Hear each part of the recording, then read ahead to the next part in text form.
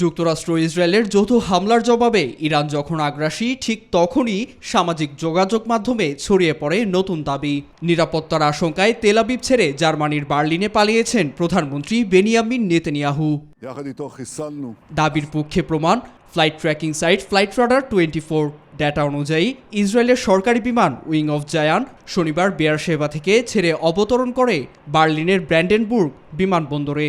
এতেই ছড়িয়ে পড়ে নেতানিয়াহুর দেশ ত্যাগের গুজব। একমাত্র স্মার্ট সিটি বসুন্ধরা, আধুনিকতায় এক ধাপ এগিয়ে। যদিও একাধিক ফ্যাক্ট চেক সংস্থা তথ্যটিকে ভিত্তিহীন ও বানোয়াট বলছে।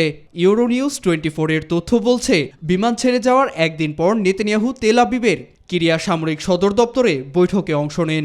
ইসরায়েলি সেনাবাহিনীর প্রধান ও গোয়েন্দা সংস্থা মোসাদের পরিচালকের সঙ্গে ঝালাই করে নেন ইরানে হামলার নীল নকশা। এ বিষয়ে মুখ খুলেছেন জার্মান পররাষ্ট্র মন্ত্রণালয়ও। এক মুখপাত্র জানান, তেল আবিব স্বল্প বিরতির অনুরোধ জানায়। এতে বিমানে কেবল পাইলট ও ফ্লাইট ক্রুর উপস্থিতি নিশ্চিত হয়েই অনুমতি দেওয়া হয় বলে জানায় বার্লিন। যদিও সে তথ্যের চেয়ে যুদ্ধাপরাধের দায়ে অভিযুক্ত নেতানিয়াহুর দেশ ছাড়ার খবরটি বেশি ছড়িয়ে পড়ে সামাজিক মাধ্যমে। নীরব দাস, নিউজ 24।